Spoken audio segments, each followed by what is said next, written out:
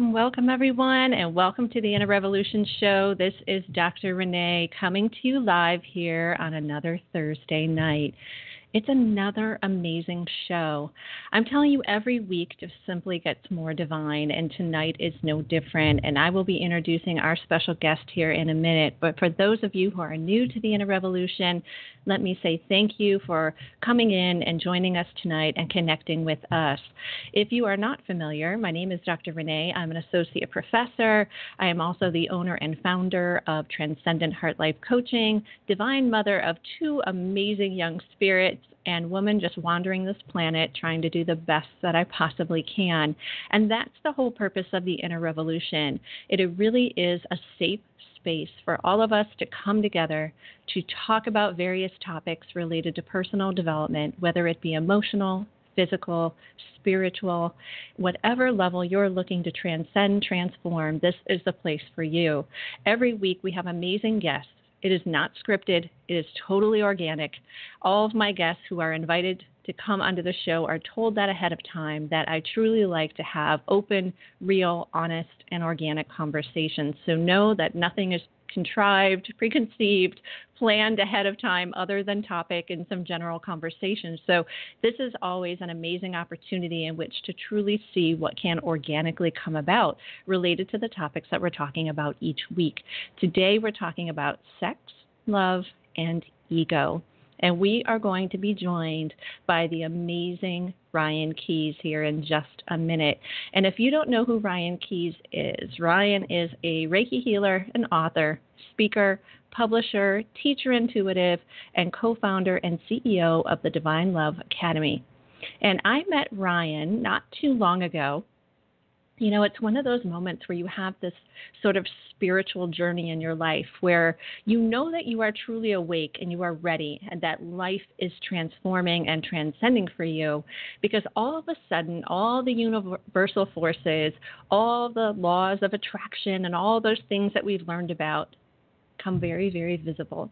And I was on my YouTube channel checking my comments, and there was the Ryan Keyes. And I thought, this can't be right. This just can't be right. So I rub my eyes and I go back and I look, and you know what? Yeah, it was. And I was amazed because I had seen his book, I had read about this man, and I was actually really interested in purchasing the book, which I hadn't at that time, and decided, you know what? I'm going to go ahead and take a chance and reach out to this person. And he is as genuine, as pure, as full of magic as he seems online, and is the real deal. So I'm so excited to be introducing him to you today. And Ryan definitely lives with a mission to live as abundantly and attuned to his truth as possible. Ever since he was a little kid, Ryan dreamed big, relied on his imagination. As he shared with us, he said that despite abuse, bullying, and feeling lost, he always knew he was not alone. At the age of 21, Ryan experienced a life-threatening accident, which I'm sure he'll tell us a little bit more about today. But as a result of this experience, everything changed for him.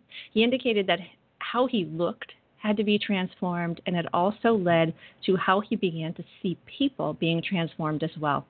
Ryan does not see himself as a teacher or a guru, but instead as a student of life. And he dedicates every day now to balancing his mind, body, and soul. And he said that as a result of these transcendent experiences, the Divine Love Academy and community was born. And I'm so honored to have become a part of that community and just got to meet some people today. And it's absolutely beautiful. And Ryan also hosts a podcast, Spirituality, with a Spin. And so I want to go ahead and just open up the lines to our special guest. Ryan, are you with us? Can you hear me? I can. How are you? Nice. I'm good. I'm so good. I was like just trying not to sing along still with the song because now it's in my head. And I tell everybody each week that I allow our guests, I shouldn't say allow, that sounds like such a control freak, right? I ask our guests to go ahead and make a suggestion for an intro song. And when he selected that, I knew we were spiritual friends at that point. So We definitely grew up in the same era and the same time. And I'm just so happy to have you here. Thank you for joining us in the Inner Revolution. Exactly. That's why I say that always I want to be weird, because of Weird Science. Yeah, right. Like that movie, do you remember? Weird do. Science oh and God. More Than Words. It's like, and then if you give me like a flock of seagulls on set. Oh my God. And it was really interesting because, I teach undergraduates, and as I teach my undergraduates, they do these presentations and they put in these pictures of like the Breakfast Club and these different things from back in the 80s. And it's just so cute because it's so like new for them, right? And they live in these historical preferences. And I'm like, wait a minute. We lived through that. Right. So I'm sorry. Yeah. And I think your mic had broken up there. So I apologize for talking over you. It just broke up for just a sec. But I am just honored to have you here. As I said, I have known about you for quite some time and had read about you and have been very intrigued by you. And so our meeting was absolutely glorious. And I'm hoping that maybe you can talk a little bit today to the listeners and just kind of, besides that, I told a little bit about your story, but maybe fill them in a little bit more about your journey and how you sort of found yourself in this space at this time doing these amazing things. Well, I think that as a child, I believe that you're always kind of like imprinted with what you're going to do, and it's always something about you that's going to guide you, right? So it's like a series of agreements that you kind of set up with everything and all the things around you. So you have those triggering moments in life. And one of the biggest ones for me was when I was, like we had said, when I was 21, and I had the right side of my face reconstructed and it was crushed. So for me, that was a major life shift, obviously, because I lost a lot of memory from the head injury. And then when I awoke, I felt like a completely different person in a different body. And I had experienced kind of an other side, otherworldly, crossing the barrier of time and space experience. And then just the kismet of things that that something is geared for your favor, and you had set it up prior, is that. So 6 months after my accident, it took me about 2 years to I guess, recover. But I don't even look at it as recover. I think become the new me. And 6 months out, my father passed away. So my father was the person who abused me. And it wasn't a chronic abuse. It was more of an alcohol-induced event that happened twice. And it had to do with repetitive damage from his childhood, right? But we had this 6 months of time from my trial and tribulation to see eye to eye and to find forgiveness, which not only changed my life from then on out, but it gave him the comfort to carry on into the next life, the next world. Yeah. So everything is designed, and it's almost piggyback, right? It's like when you see the space shuttle taking off on that plane and they're taking it back home. Everything is kind of piggybacked. It's like a special transition, and if we're not really sensitive to the things around us, we don't see it. Right.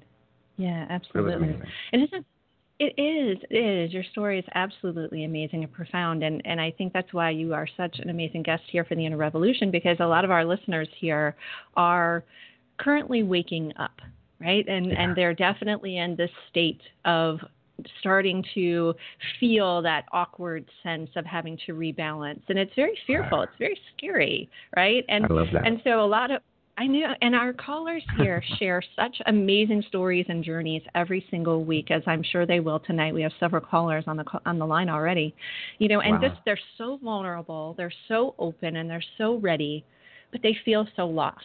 And you have a really special niche here, and we don't want to call you the love coach necessarily, but I've heard you call yourself that, relationship coach, and divine love inspirational source. I've heard some people call you, and things of that nature. But can you talk a little bit about how your community came about, and then we'll chat a little bit more about some of the things that you talk about there. Well, it's like I tell everybody, I'm nothing more than an alarm clock at the crossroads. So if we're waking up, maybe I'm the one ringing the bell to say it's time to get out of bed. But so I made every mistake possible in life. I've broken every rule. I crossed every line, and I fell down numerous times and pushed the envelope beyond the envelope. But through the course of it, the one thing that I never lost was my ability to love. And I think that even having a strong mother figure and just a really deep connection to even if I broke up with somebody and it broke both of our hearts, we ultimately came back and found that common place of love to continue being friends or being part of each other's lives. And I saw that connection supersedes even communication in some ways. So I wanted to put together, I mean, even when I first started even YouTube, I wanted to create kind of like, I looked at myself like Paul Revere riding through when he was yelling, the British are here, but I was yelling, love is here. So, and I always thought of myself like the never-ending story, you know, when Atreyu is trying to stop the nothing. And I thought of myself walking into this cave, boldly, not knowing where it's going to go, and carrying a candle. And I thought, if I can carry a candle, even into the darkest cave, it lights up. And then the flickering dances, and you see all this beauty. And if people could just see that no matter the darkness, I had the darkest night of the soul ever. I mean, it's crazy. But there was such beauty on the other side. And that's why I often say, I'll see you on the other side, not just the other side of life, but the other side of your trial, of your tribulation, because it is waiting for you if you just allow it to present to you. So in the course of a community, it's an organic place to support people, to encourage people, to give you an expression, a place to show your wares. If you're a social person that wants to be a spiritual business person or worker or healer or whatever it is, a safe place. Yeah. And so, you know, it stemmed from Facebook, and then Facebook kind of got a little bit, I understand the process for making money, but at the same time, you have to have quality. And you want a little bit of anonymity, because a lot of people are going through things that they don't want their family to know, because these shifts are major, right? When you're finding your truth and you've been stuck in a situation like that may result in divorce or something, this is a tough time.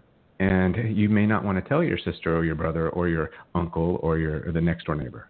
And what do? Do you sit in your misery? No, you find a support group or a group of people that will be there for you. And this is like the LinkedIn of love. I like that. The LinkedIn of love. And, you know, I was able to get in there today and, you know, went ahead and kind of said hello. And it was magical. You know, all of a sudden people started coming out of the woodwork and, hi, how are you? And, you know, just it was so warm and so inviting and amazing. And I'm sure that the listeners are going to be quite interested in checking that out after the show. But it was such a divine space. And already, you know, I didn't feel like, tell me your entire story, unravel everything. You know, it was just I'm here, you know, here's a little bit about what we've gone through. Feel free to, you know, just be in this space and enjoy and let us know. And it was so divine. And I will tell you that is such an amazing aspect, because I recently interviewed someone within the line of narcissistic abuse who also has, you know, an extensive fan following such as yourself, YouTube and Facebook and Instagram, and you know, tens of thousands of followers as you do. But one of the things that she mentioned was that many times in these support groups, people sort of get stuck in that story, right? They get stuck in that aspect of the hurt. And, you know, I didn't feel that in your group. Right, I really felt like a space of inspiration. So what helped you? What led you to be able to create that energy versus, you know, one of those places where people get sort of laden in stagnation? Well, I do everything by example. First off, if it doesn't work for me, like I developed this 10 days of mirror work, and I did it because I had my face crushed. So looking at myself was like trying to look at the Hunchback of Notre Dame. So I had to get to a place where I was comfortable seeing myself every day. I dealt with bulimia. I've broken my back. I've done all kinds of stuff that I had to overcome. So if I look at just the common person that is looking for an answer, they may not know what consciousness is. They may not know how to alleviate that symptom that they're experiencing by understanding that they're beyond the symptom. So believe it or not, a lot of the people that are in the community I've worked with, and we've done a breakthrough style session to get them to a place where they understand they are not their experience up to this point. They're what they choose to be beyond this day. And I think that's you know, because we even talked before, but about old paradigms, right? even like Right. using a book, a reference manual, or something like that. When things are continually changing, like the Constitution, when things are changing, it has to be a living, breathing document, a living, breathing thing, because there's nothing that's going to stay the same. Right. The earth has changed. Everything has changed. Everything adapts. But for some reason, we are choosing to not adapt our belief system to the new data, to the new information that we're gathering, and to our experience of today. And so I just worked very diligently and hard creating content over and over. I've created so much content and so much teaching and so many master classes to help people to find those aha moments, like Oprah says. So I think that's the volume of information. And I use that repetitive nature. I say it over and over, because then they finally understand. That you might have to say it 1,000 times, and that one time they get it, it means everything. And the community evolves organically. It's just organic. I mean, just great people in place. And I believe it's like shaking a tree. When you shake a tree, all the dead leaves fall off, but the ones that are vibrant and alive still stay, right? So we shook the tree, and then there's our soul family. Even like how we came across each other's paths. We shook the tree, all the dead leaves that were distracting us and clouding our vision fell off, and now we have this beautiful, vibrant, organic thing that's growing. And I mean, at least that's my own view. I'm sure, Love it. Love it. No, I mean, it's such a beautiful space. I commend you for that. And, you talk just quickly about the shifting paradigms in many aspects within life, yet our belief system sort of hasn't evolved to that level. And we chatted just briefly recently about that in relation to love, love, marriage, sexuality, right? All of these things that somehow we're still sort of stuck in this belief system of way back when that no longer fits or serves our energetic needs, in my opinion, today. And we go on and we get ourselves hurt and we find ourselves struggling, and we look at either creating a great sense of shame in our own selves or hatred and anger towards somebody else, right? And so, I think it's amazing some of the work that you're doing. I actually was peeking on your website and I saw some of the Kama Sutra for the Soul. Now that was exciting stuff yet to come, right? I'm diving into, that's book number 2. I'm diving into that. And I'm working on it this whole summer. So I'm excited. So excited for that. For us. Here's a quote to get us in the right direction. Yes. Set your life on fire. Set your life on fire. Seek those who fan your flames. I love Rumi. Oh, yes. Set yeah, your life absolutely. on fire and seek those who fan your flames. Absolutely. Because I think again... Okay? Oh, go ahead. Yeah, go ahead. Oh, I was going to say, I think the biggest obstacle that we've got is I call it the white picket fence syndrome, where we put into place markers that are no longer available, because what we need, our needs, has shifted.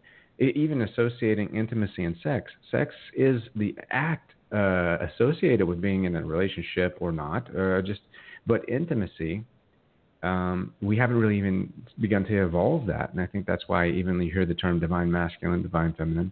I think that men are afraid to develop that inner intimacy first off, even looking at their body and looking at their being as this beautiful organism that is equipped to handle all these wonderful sensations throughout, your life experience.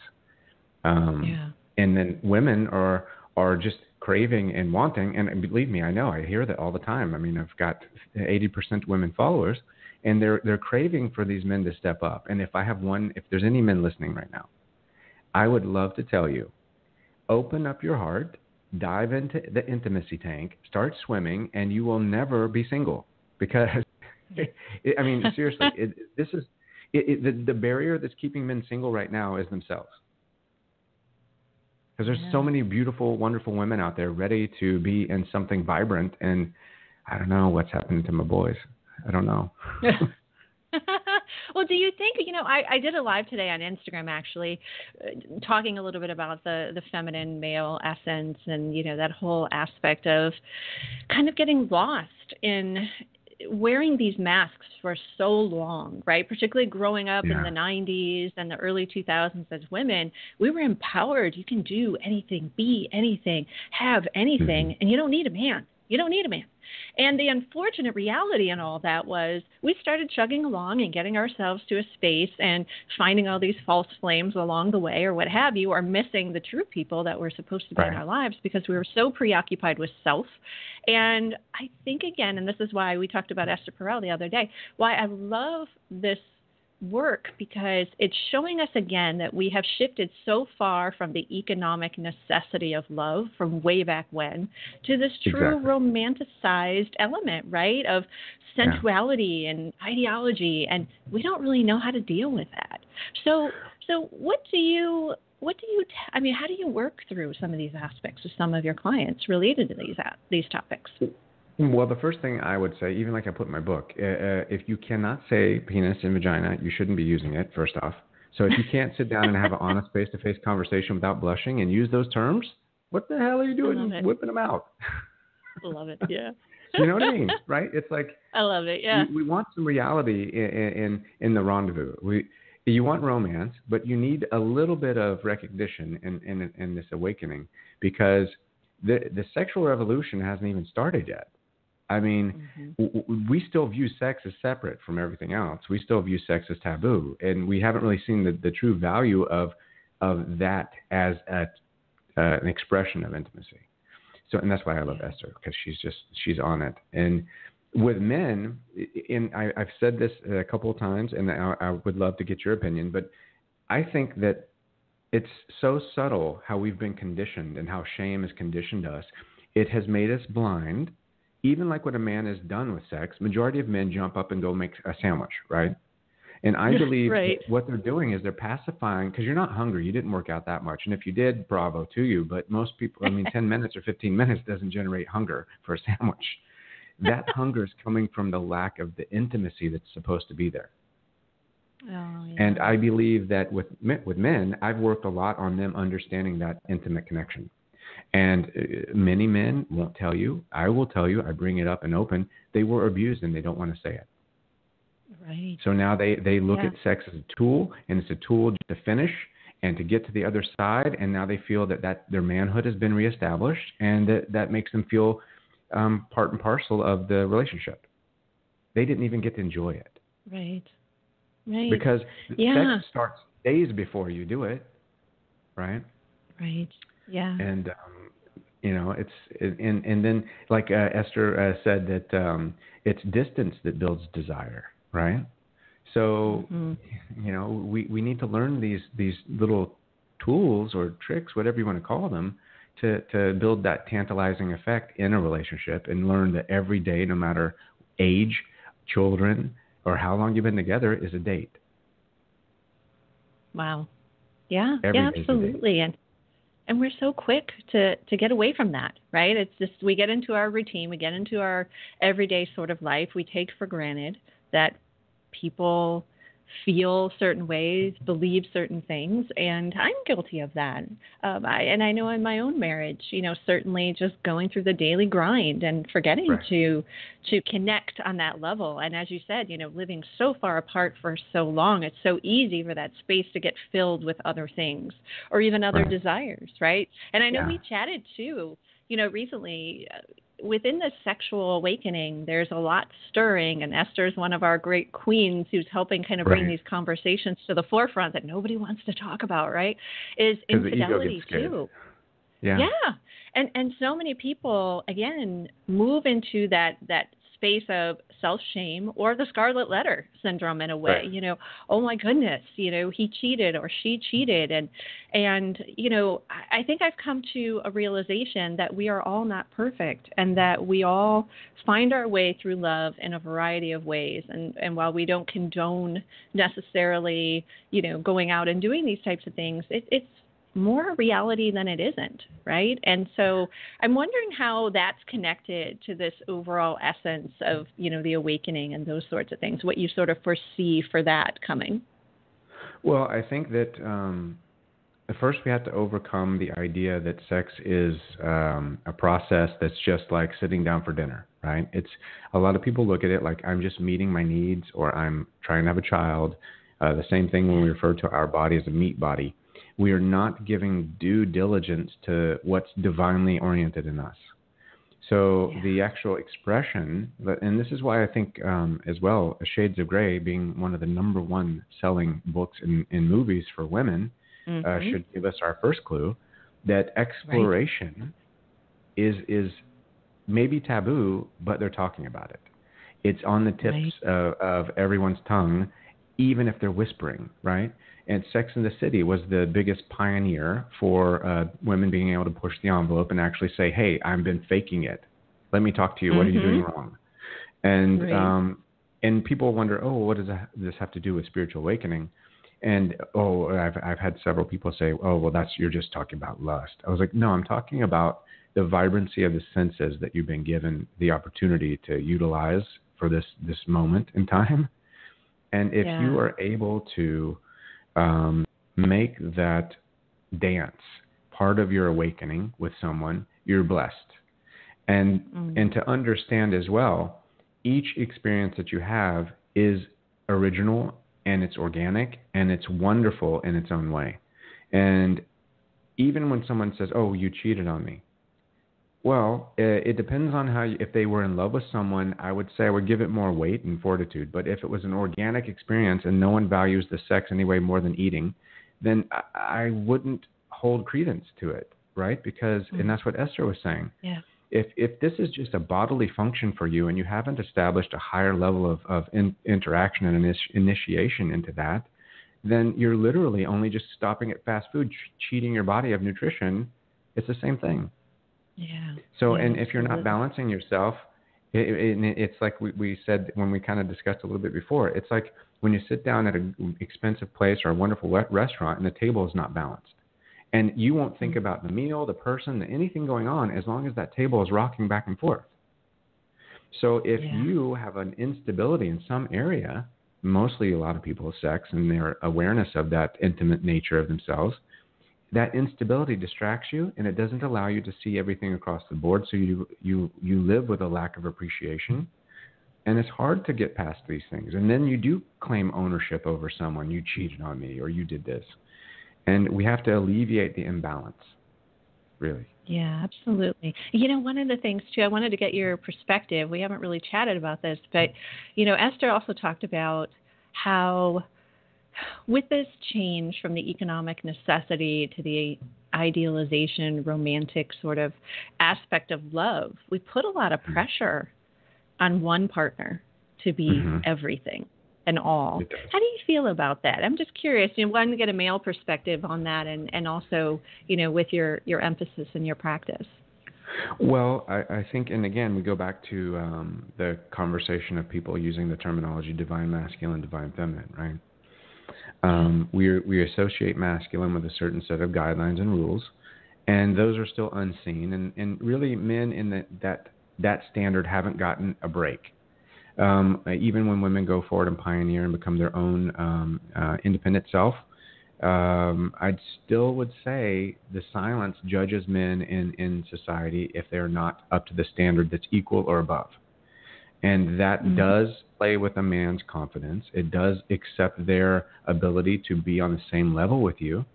So I think that we have to change and really create a conversation that's evolved through very heart-centered talk. Because our value isn't what we drive, isn't what we do, isn't where we live. That's not who we are. And Esther even talks about that a lot, about embracing the intimacy over sexuality. But then the downside is you may enjoy intimacy so much that the sex goes bad. So it's like, and that's one of the downsides. So you have to, but again, you have to have balance, and that's where also creating some space.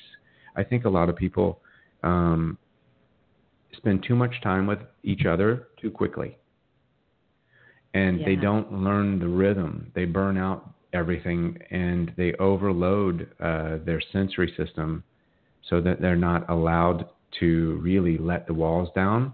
And we still are hiding behind a little bit of subtle shame as well. And men develop this insecurity and shame as a woman supersedes them in accomplishment or in creativity or in stature. And that makes them feel, and then combined, if they're challenged like in the lower region, let's imagine they're not well endowed, then you've got another problem. Right. Then it's, or imagine that they have ED, and then you've got another problem. Or imagine they're not very versed in the art of lovemaking. So what do they do?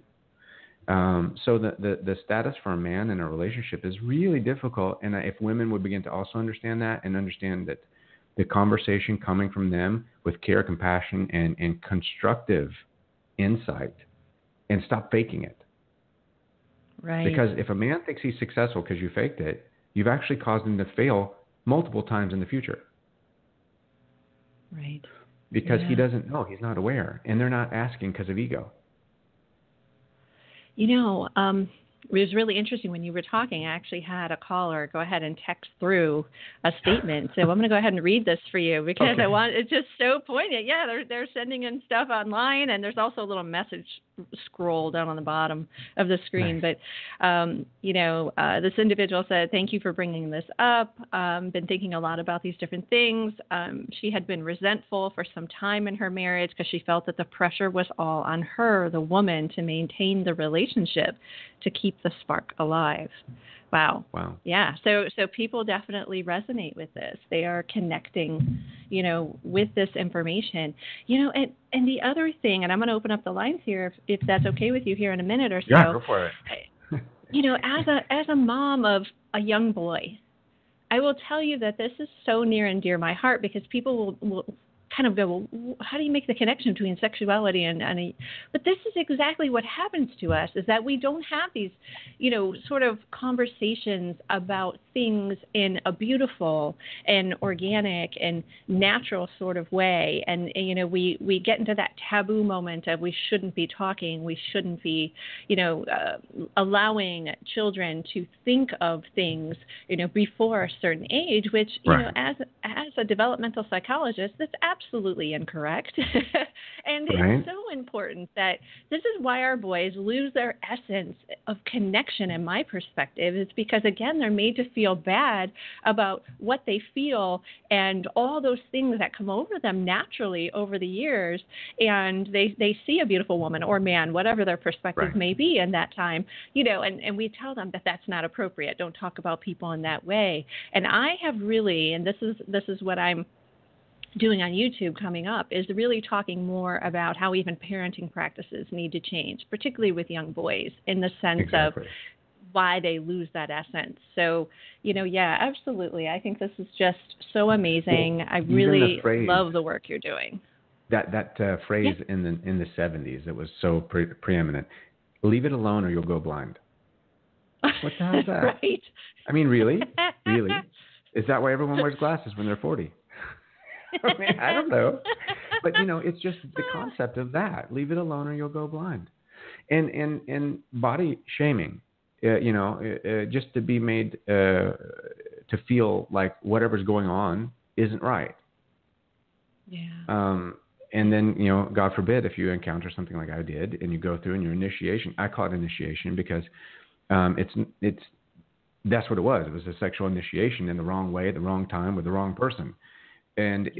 But that should have been something that I understood and could have been explained. But, because even the abuser was also shamed at some point, those conversations weren't allowed to happen ever and any time. Yeah. Even us talking right now in many living rooms would be taboo. Right. Still. Oh, yeah, absolutely. I mean, I even think in my own self, being so public out there on social media, I even start to wonder what I should censor, what I shouldn't. And then I start to feel sort of contrived and sort of held back. And so I even think of my own experiences sexually, that's sort of the same thing. When you start to overthink versus feel and be in that moment and be in that human connection, we get lost that way. And as the emotional researcher, I'm always chugging along in my head going, oh, yeah, I'm in shame now. Oh, I'm in, this particular aspect of emotion. It's like, damn it, Renee, just go and have sex. Be in that moment. Just enjoy that aspect, right? Yeah, I'm such a damn thinker. Well, like I always say that, every sexual experience I've had in my life, which have been a lot, I mean, because I was, I was like the pioneer of sex. But when I look back, there's nothing that I would have changed. And I always come from the place, and when I think of sexual interaction, I think of it as an intimate moment of two souls dancing. But that's the poet inside. But then the poet is one of the ones that knows about love and awakening most, right? Because they live on the ledge of love, ready to leap off at any time. But I would always say, I want to hug you from the inside out. Wow. And if you don't feel that, if you can't forge that new concept in your heart and your soul, that is what you're doing. You're staying back in the 70s, in the 60s, in the 40s. You're staying in an old paradigm. And now the book has changed. The things have changed. The Humpty Dumpty fell off the wall. We can't put him back together. We need to move forward. Right. And these conversations are essential. Especially, I get many women that say, well, where are the enlightened men? And I said, well, nobody raised them. Yeah. Right? Nobody had those conversations when they were 6 years old. They're wandering around now, helpless. They've been left to their own vices with society. So if I change one man at a time, I will do it. That's my mission, to develop every man I come into contact with, to give them that connection of heart and soul, so that they can even look at me and say, Ryan, I love you. Mm-hmm. And not some hokey way, I'm like trying to be like spiritual or even like, it's not, I'm not trying to be like, oh, I love you, I float on flowers and everything else is fine. No, but I love you because you touched something in me and made me feel that, and I feel it. That's the conversation that has to be had. And men need that. Men and boys need that ever so much. That connection to the other male, the ultra male, who really can connect with them. Many of us mothers are raising our boys and doing the best that we can, but it isn't that same connection on an energy level. Or like you said, thinking about our kids being left to their own devices. Today it's even worse, right? Now they have YouTube, for God's sakes. Right. And many of us on YouTube are okay, but there's a lot of things on there not so much. And if I had YouTube at 16, oh boy. And a lot of fantasy, right? And fantasy, I don't hide my children from anything, and so, but fantasy needs to be talked about, right? Fantasy needs to be, held through. My son is a lover of macabre. He loves horror films and things of that nature. And so we talk about that aspect of theatrics and how they create things and how they create that lore. And so I think, in sexuality, as we get closer to that time, like those are the kinds of conversations that I really want to have, more about the mysticism and the beauty and the love and the connection. And, anybody can figure out how to make it work, right? And those kinds of things. But how to do that connection is so much more important. So we. There's a movie called Finding Fellini. It's pretty recent. I think you should watch it. You'll like it. It's because Fellini, the director. He was like, when you talk about the macabre and the out there when it comes to sexual acceptance or body acceptance. He was a pioneer. So. Fab. I got to check into that. Absolutely. So, do you think you're ready for some callers? I am. Let's do it. Hot seat. Ready? Let's do it. Yeah. So, and then obviously we have lots more to talk about. Well, we'll see how the conversation emerges with the callers, and we'll kind of fill in some space there. Yeah, that's what I love about the live callers, right? I had that choice. Do you do podcast, do you do radio, or do you both? We're doing both. We're getting these callers in. Both. So callers, I am going to go ahead and open up the lines right now. I ask that if you don't want to ask a question, if you have any background noise, that you go ahead and mute your call. And if there's any really significant noise in the background, I'll go ahead and mute those microphones. But I'm going to go ahead and make everybody live. Give me 1 second. There's a lot of individuals on the line here. So, all right, callers, you are live. Go ahead and let us know your name and ask your question for Ryan. Hello? Hello. Hello. What? Can you hear us? Oh. Hello. Hello. Can you hear us? Can you hear me? I can hear you. Yes. Okay. We can. Great. And what's your name, honey? Tiki. Hi, Tiki. Hi. I just had a quick question. What do you do if you're with someone that is not your divine partner and you would love to, I don't know the words to say, I guess move forward with what you really want, but you're not able to really do that as fast as you could. What advice would you give on that? Do you want to go first? I know it's kind of an odd question. Oh, no, this is all for you, Rex. Thank you, Dr. Renee. Well, first and foremost, obviously, the hardest thing to do is to lie to someone or lie to yourself. So when you're not living truth, everyone around you is going to be partaking in something that is fabricated. So I would say I would put a lot of effort and a lot of energy into building a bridge to get past that with some freeing up your choices financially, logistically, and with support systems. Sounds good.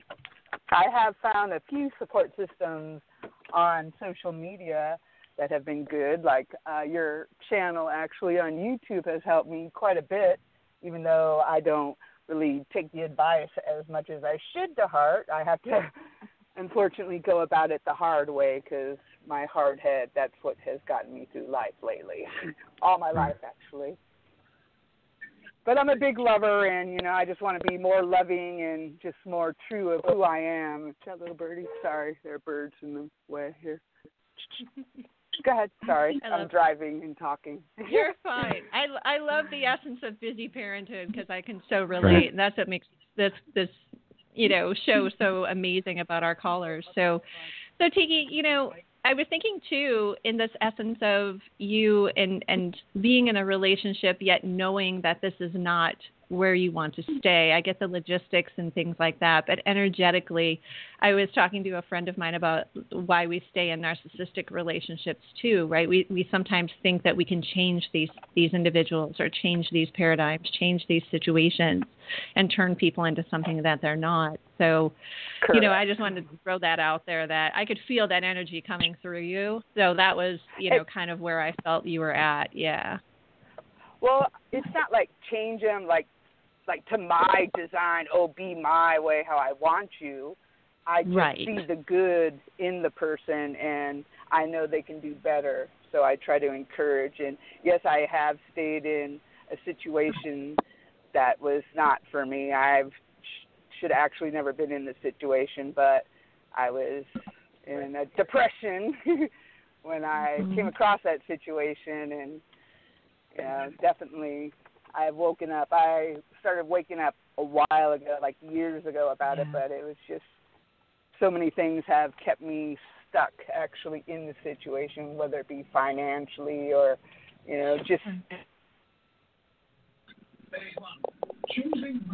Yeah, that can be tough. That can definitely be tough. But thank you so much for calling in today. We really appreciate your vulnerability. Thank you. All right. Callers, I love Dr. Renee having my back. She's so good. Absolutely. That was great. You did a good assessment. I like that. I just pick up on that energy. I'm telling you, it's that psychic in me. You can never put it away. And when you go through things, right, particularly like narcissistic abuse or any type of abuse, or maybe even just, downgrade it down to just, a non-healthy relationship. When you've done it and you've lived it, right, can't you just pick up on that vibe from people? I can. It's like, their story, right? Yeah, you just know their story. And it sounds like she's ready. I think what I heard, Tiki, was she's so ready. It just get the foundation in place, and she'll be on her way. So, nice. Callers, I have gone ahead and opened up the lines again. So, and I'm going to go back here and make sure we haven't had any new people come in. Since we did, I'm going to go ahead and pop you open there. So you guys are open. Go ahead and say your name and ask your question of Ryan.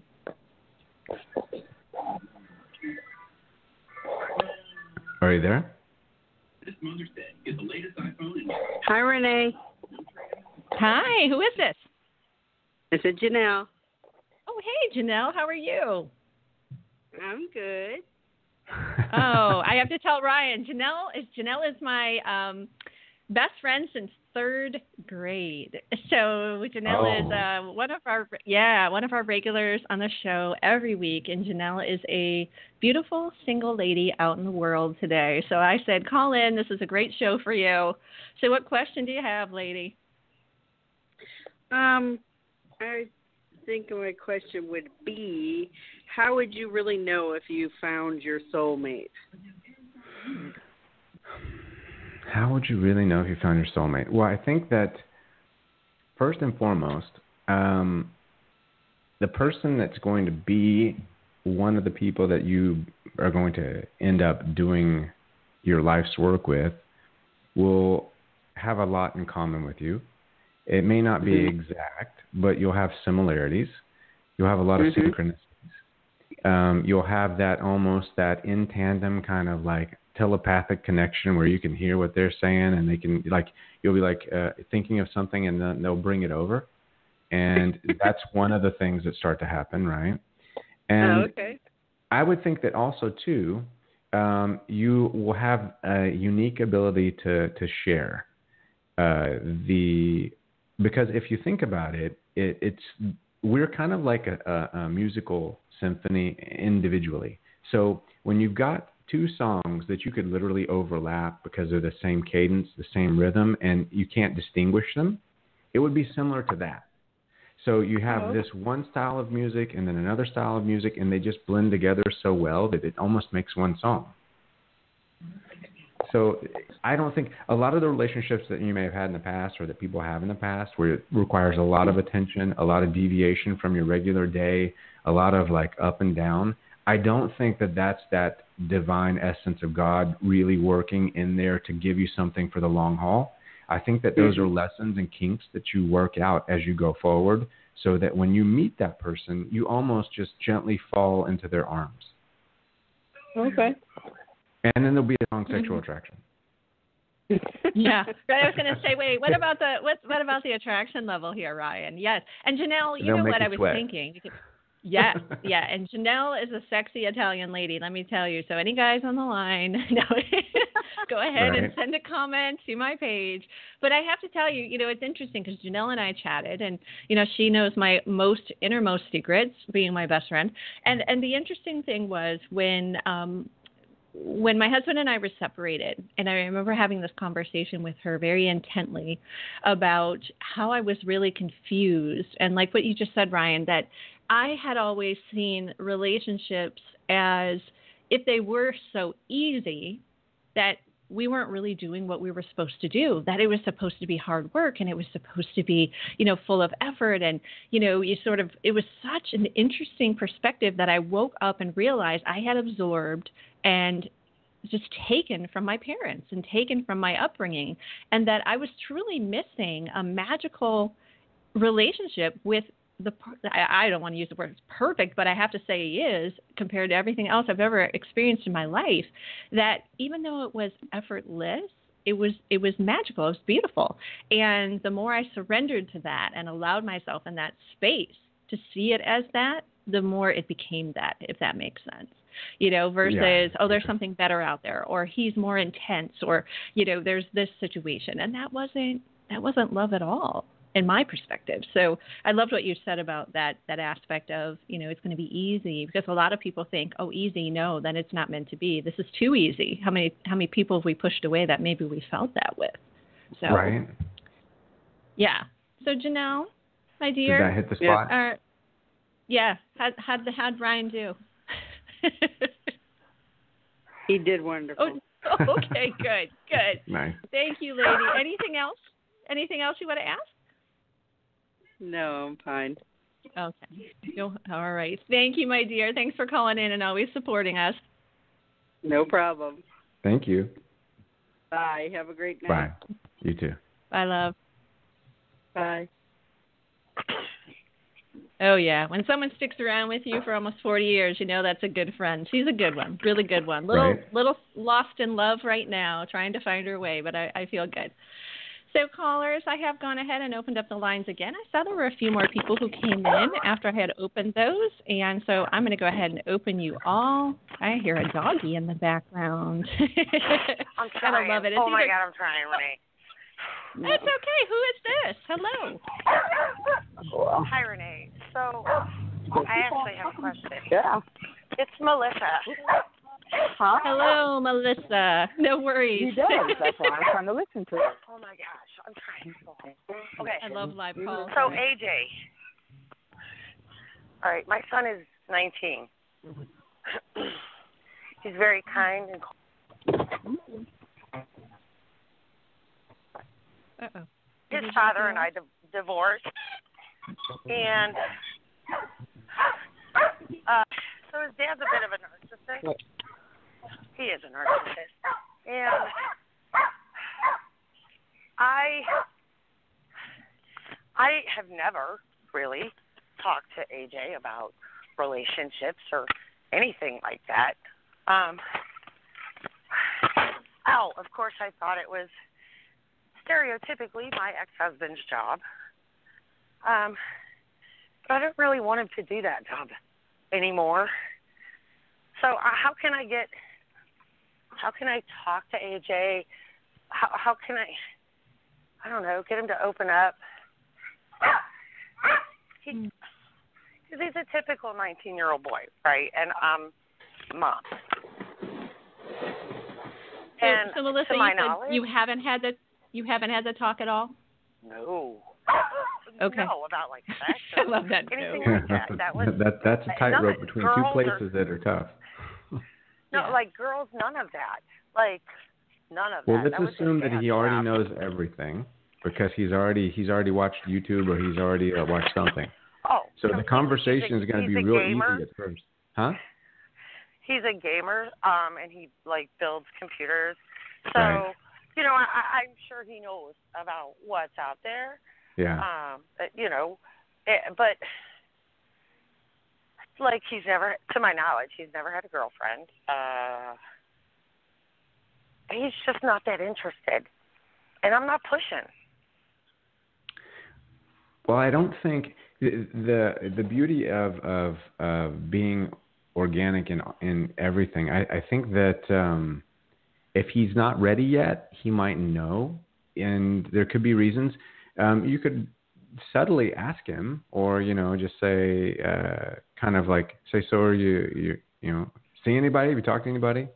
But generally, young men in a situation where there's been a little bit of stress, maybe parentally, I think, could have some apprehension about getting into a relationship. Now, and he could have questions about that, but he probably is just, if like most gamers, he's just literally focused on computers and his own interest.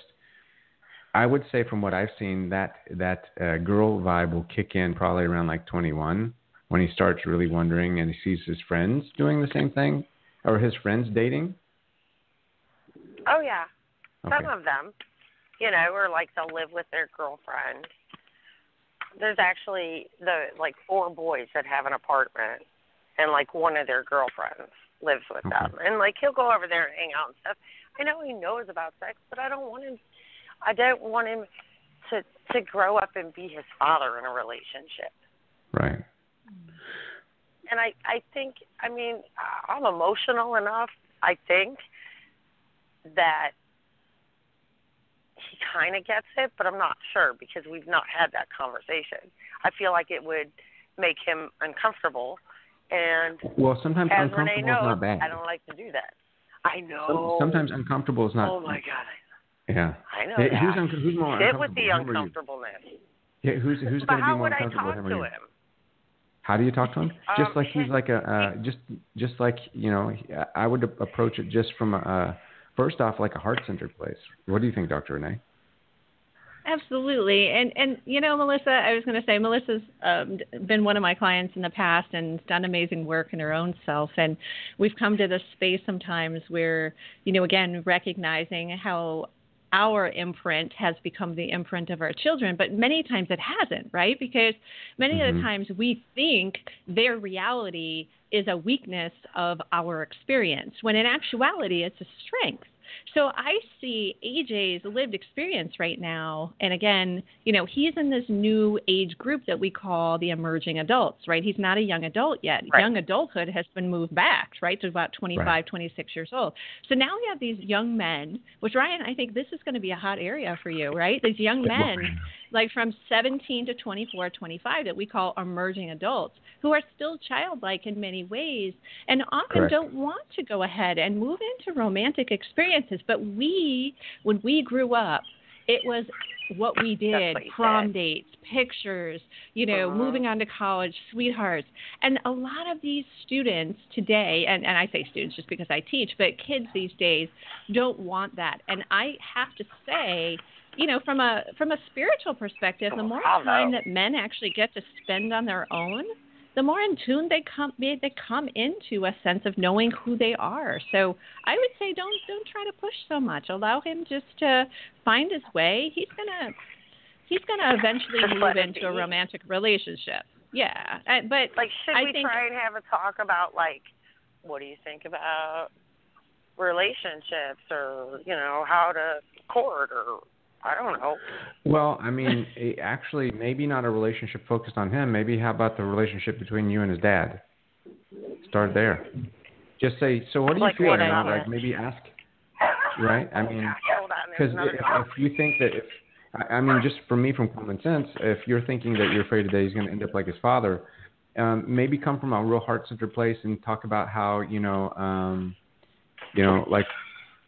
just about that, if he has any apprehensions or any, what's his feeling on how everything worked out, and get his view, his perspective, because it could be creating some hesitation in him to venture into that territory. So maybe giving him confidence in how you guys decided to go about your relationship. That probably, if you're trying to avoid hey, are you having sex? These are condoms. That kind of talk. Yeah, I mean, that's going to be a little uncomfortable, but if the fear is the repetition of his dad, then I would think that really just giving him a honest, heartfelt talk about the situation and see what his feelings are on it.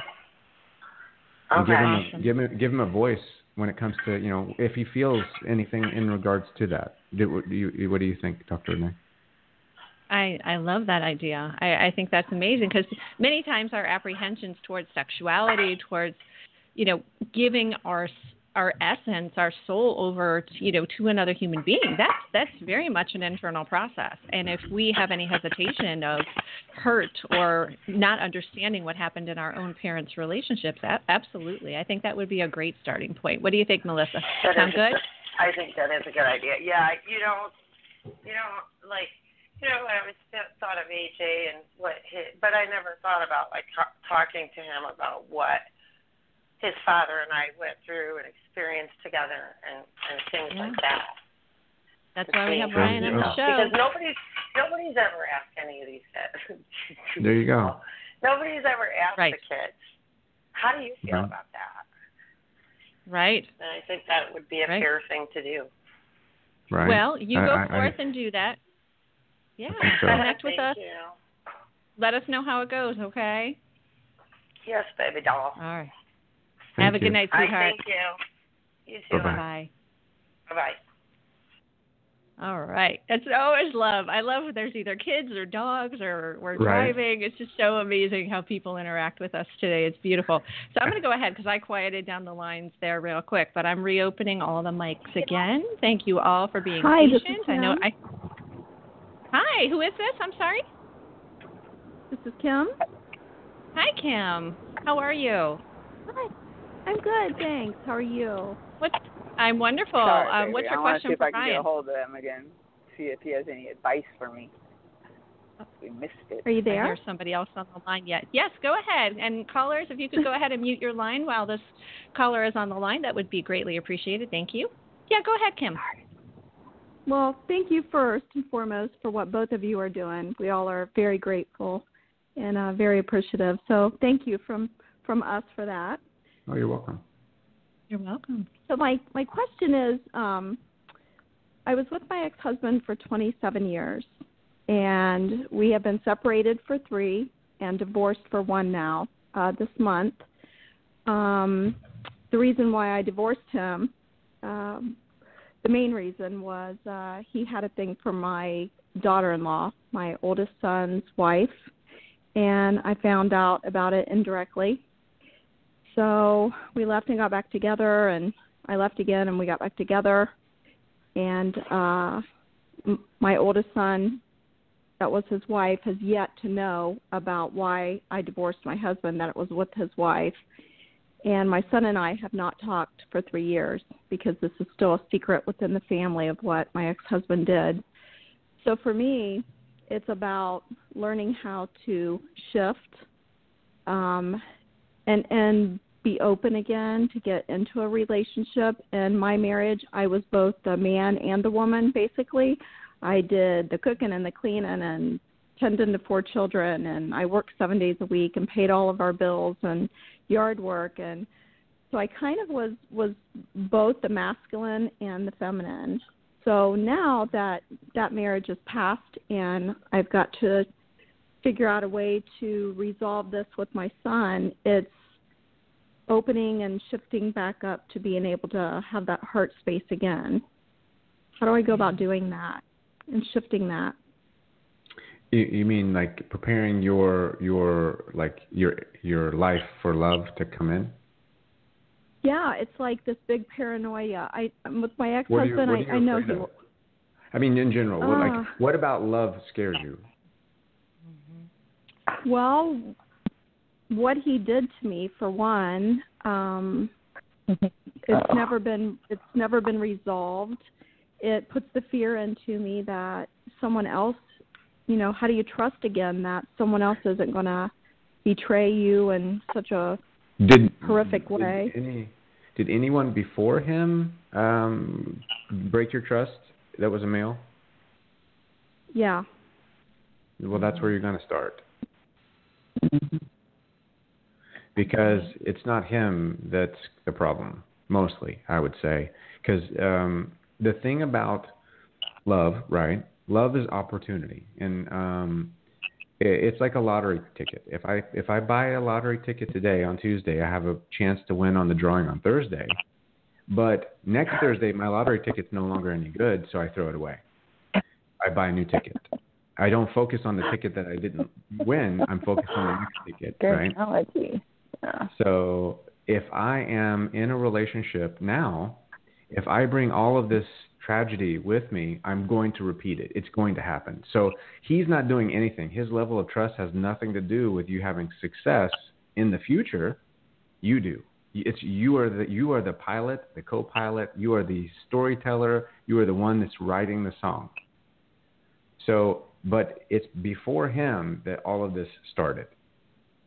So, I don't know if you follow me on YouTube, but on YouTube I have this white room meditation in which I go, and when someone is in my how I deal with things, when someone has taken my power away, like myself as a child when my father did that, I revisit that until I'm comfortable with it. I close my eyes, I see their face, and I say to myself, or I say out loud, I see you, I thank you, and everything that's happened to me has brought me here.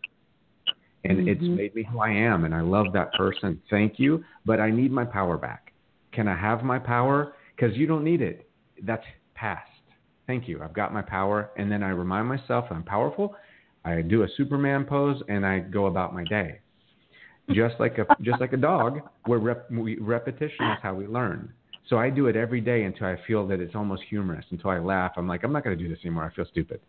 So, and then by that time, my subconscious has ingrained in me, when I think of that person's face, I laugh, right? Because the trust issue, because you weren't in a relationship that went sideways like this because of the person. You were in a relationship that went sideways like this because you were allowing it to happen because of the person before. Yeah. What do you think, Dr. Renee? The person before was my father. And I figured, but my ex-husband and I, we had a pretty good relationship. I mean, right. Was he my soulmate? No, and I know that. I right. absolutely. The day I married him, I knew that. Right. And Kim, if you don't mind me, trust again. Yeah, sweetheart, we hear you. We do, and let me say. What I heard from you, right, was when you said what he did to me. That was really poignant because that does show, like Ryan's talking about, that there still is this need to rebalance, regain your own power. Because if you see this as having been done to you, which again, I'm not condoning his behavior by any means, and I'm totally embracing and hugging your hurt from afar. But when we can get to a space where we don't use those words, that takes us again to that space of empowerment, right? That we claim that back for us. We're not the victims, right? And that sounds like the area that you need to work on a little bit. So check into Ryan's meditations. You know, I love them, absolutely, and see what helps you, and maybe connect with him and see, you know, what other work you need to do. And then just come to the community, because the community that we created, I think there's a link here on the Inner Revolution site. Yes. It's a safe place. It's support. I myself was molested, so it's not something that you're going to be judged for. It's not something that anyone's going to shame you for. So it's not your typical social network where somebody's going to see you and then all of a sudden there's like 6 seconds later they're like leaving a post on everything you said. It's not that kind of place. Right. And you know, I've noticed just from talking to other people that, like, I'm 52, and you're young. Right. Yeah, I am. I've only lived half of my life. I'm 52. Right. I thought this is just the halfway point. And I hear so many women that are my age that are now divorced that are feeling the same, stuck. You know, they're just feeling stuck.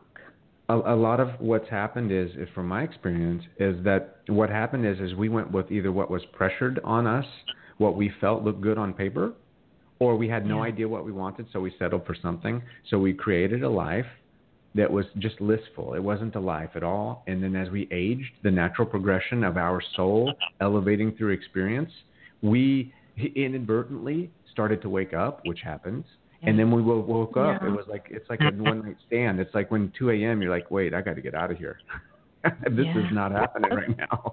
It's like, you know, you're like, how do I get out of this? Yeah, you can't deny your soul. It will scream until you respond to it, right? Yeah. Exactly. You're not alone. That hit the nail. Yeah, that hit it right there is the progression part of it. Yes. Yeah. And this is your awakening, my dear. No, you're not. You're not. You're exactly designed as you should be, and you're exactly where you should be. So it sounds like you're going to be making a great breakthrough pretty soon. So thank you for calling in tonight. I hope so. Yeah. Thank you, and thank you for calling. So. Remember, language it unleashes all your potential. You know so. You know so. You're on your way. Okay, thank you. You're welcome. You're welcome, beautiful. Have a good night. You too, honey. All right, going ahead, and I closed some of the lines because I just heard so much noise. It's so much fun. You can tell what people are watching. You can tell what they're doing, which is fabulous. So I have all the lines open again. Callers, go ahead and say your name and ask your question, please. Oh. I always wanted to say this. Caller, are you there? It was my fault. I actually muted all the lines. Right. Caller, are you there? Hello? It was such a blonde moment for me. Sorry about that, guys. All right. Everybody, the lines are now open again. Go ahead and say your name and ask your question, please. Hello? Hello. Hi. Who's Can this? You hear me? Yes. Are you talking to me or someone else? I'm not really No, we're talking sure. to you. I'm confused. We're talking to you. This is Tiki again. I got disconnected. And I was just wondering what you had commented about what I had called about. That's all. What advice you could give me. You have such awesome advice. That's true. So, here we are again. Okay. I was going to say, are there two of you there? Yes, my daughter Athena and I are here. What's up? She's Hi, Athena. How are you? Good. How are you? We are fantastic. How old are you? You sounded like it. I have an almost 9-year-old. I could 20. tell through your energy. Right? Yeah, going on 20, right, with herself. Yes, yes. Well, I was going to say, Tiki, did you have another question? No, Athena and I were just driving around, and we were wondering what Ryan had said about our first question because we got disconnected because we were in the area that doesn't have good self-respect. Deadline. Okay. Well, let me go ahead. You know what? I was going to say, let me go ahead and just put you on hold for a minute. We have a few other callers here. We want to make sure we get their calls in, and then we can come back to that, time permitting. If not, we definitely have it on the replay. The recording will be available, things of that nature. We just got a few more callers on the line I want to make sure we get to. Would that be okay, sweetheart? Oh, yes, of course, and we will meet because we didn't meet before. Sorry about that. Nice. Okay. You're fine. Thank you. Thank you. All right, both lovely of you. lady. Thank you very much. You're welcome. So cute. I don't know how many times my daughter and I have been in that situation on the phone with people. So, all right, callers, going ahead and opening up the lines again. Please go ahead and say your name and ask your question. Bobby. Got really quiet. Hi, who is this? Hello. Hello? Hello. Hello? Can you hear me? Hello. I can hear you. Yes, we can hear you. I heard a female voice. Can you go ahead and say your name? Bobby. Hi, Dottie? Bobby. Bobby. Oh, it's Dottie? Bobby. Oh, hey, Bobby. Hi. Hi, Ryan. Oh, it's How Bobby. you doing? Hello? Hi. Wait. I didn't really have it. Hello, Ryan. This Hello, is Bobby. how are Hi. Hey, I didn't really have a question. I have a comment, and I want to say thank you from the bottom of my heart for you to be the man that I wish more men would be. I hope you hear me. I have prayed. I pray every day for there to be men out there that are brave enough and strong enough to speak their truth and know that they can and that they have the power within themselves to do that. And you have to write that book. You have to let them know that it's okay to be emotional.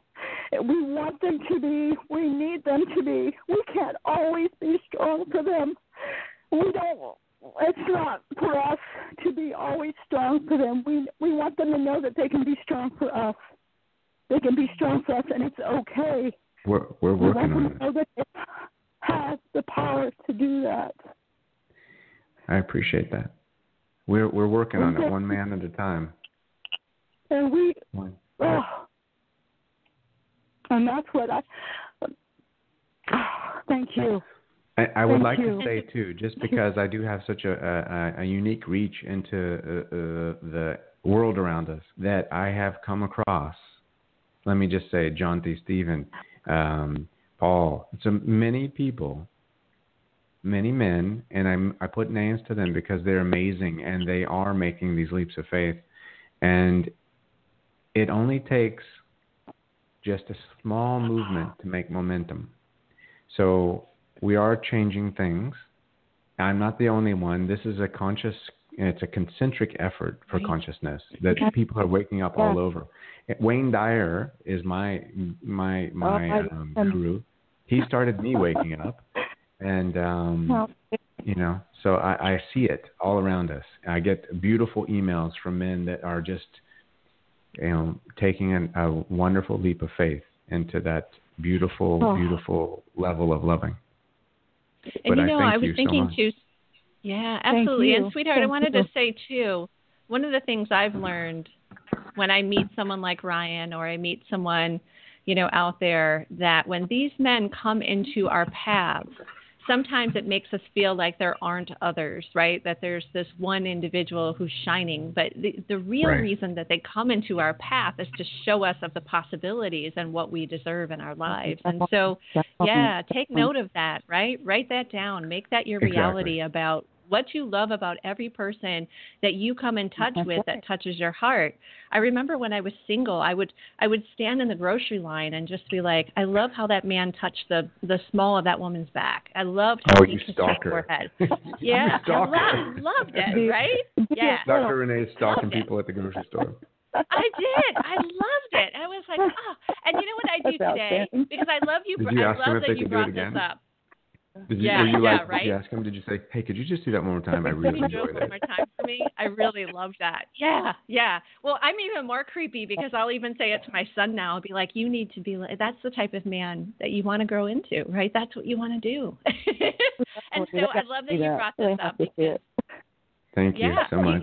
It's amazing. So we're starting. I'm starting with them young. Ryan's working with them older. We're gonna get these men in shape here. They need it. Dr. Laura was at the store. Dr. Laura was at the store. I heard her say that at one point as well in a broadcast she did, and she said I was looking, and she goes, I immediately thought of 9.5 weeks. Oh my God! My favorite movie. She looked over and she said, these people in the produce section were just like two playful kids, but they were like 50 years old. And she goes, I immediately thought of 9.5 weeks.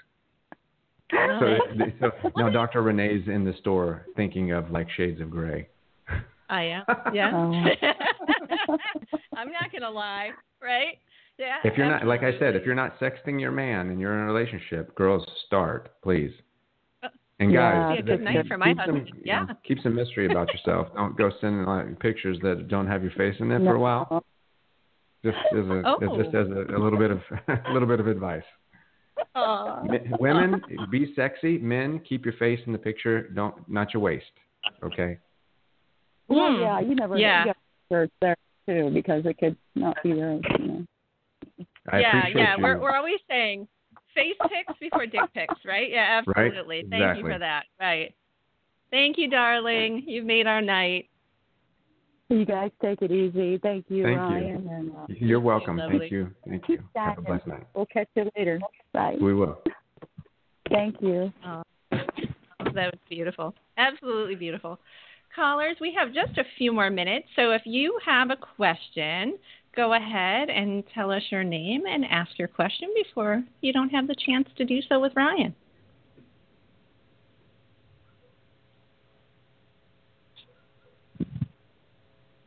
You're quiet there. Is it an obscene phone call? That was just Is that you? I'm just kidding. It's like, I was getting all excited there for a second. I know. I was like, so last few minutes here. Last few minutes if you have a question for Ryan. And then we'll allow Tiki to come back in with her beautiful daughter.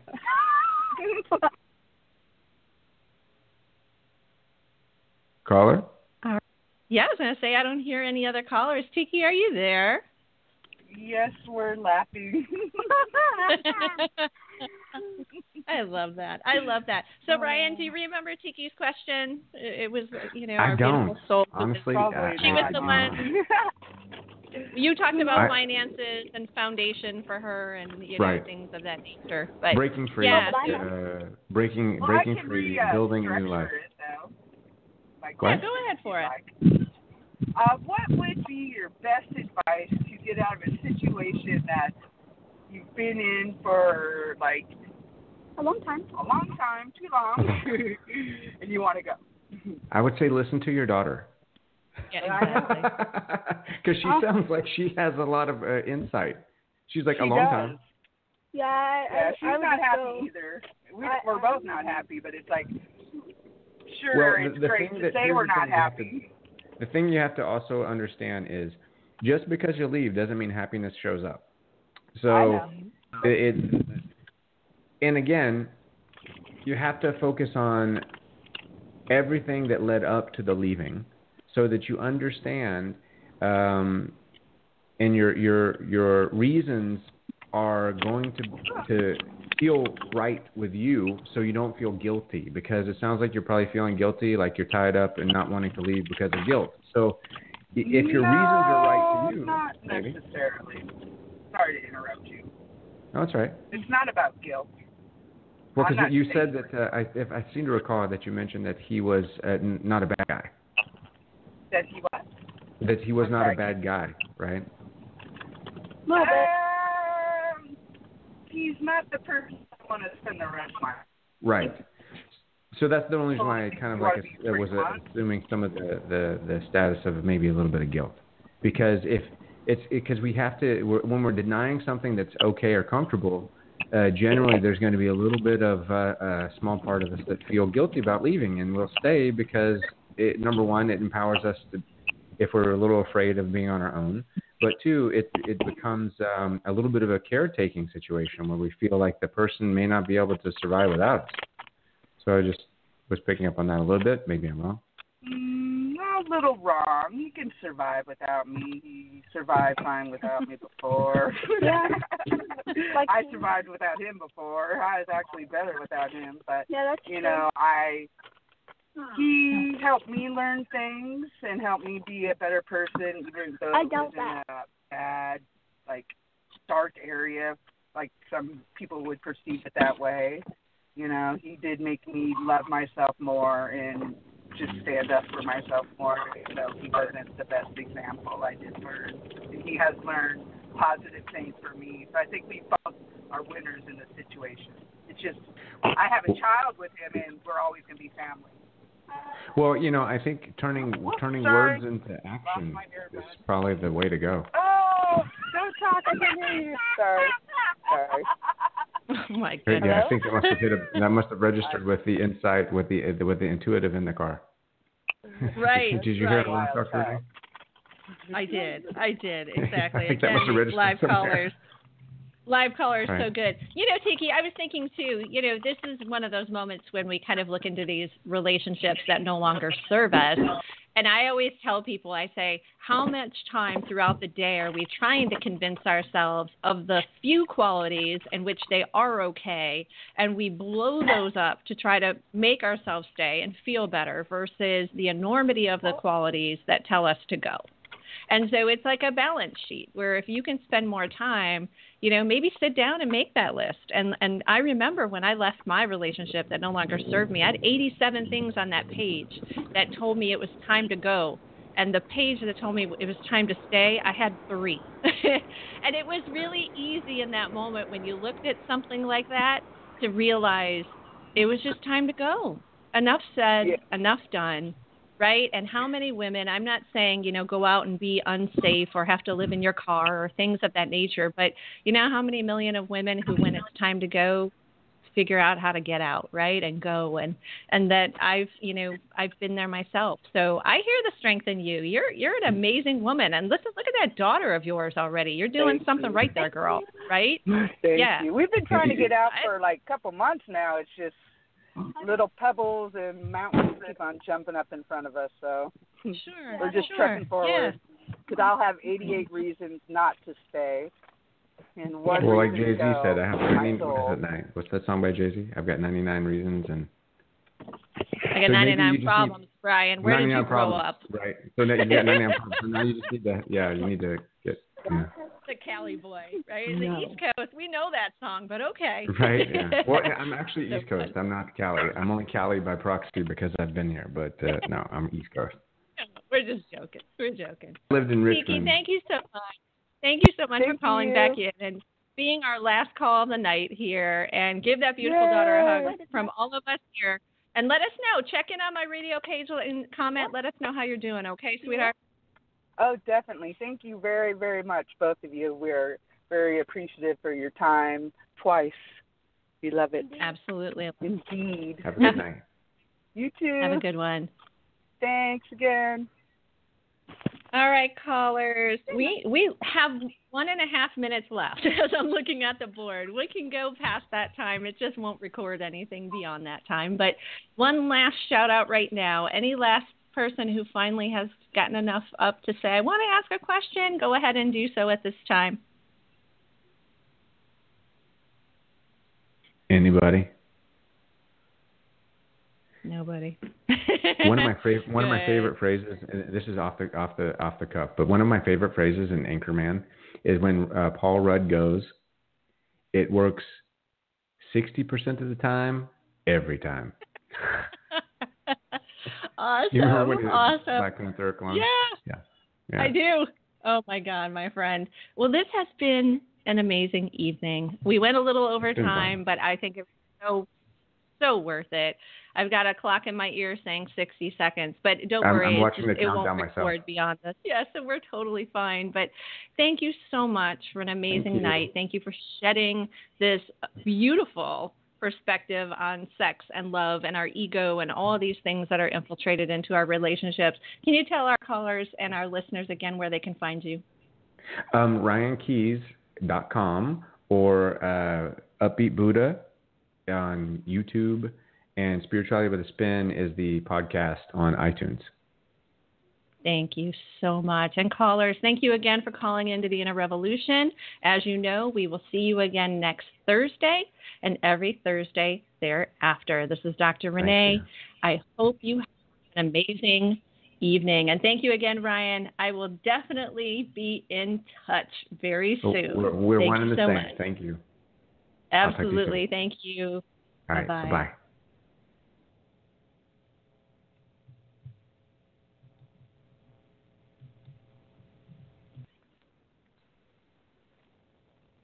I used to be so sure of myself. I was a crispy chicken person. Chicken McNuggets made with all white meat chicken had me from the first bite.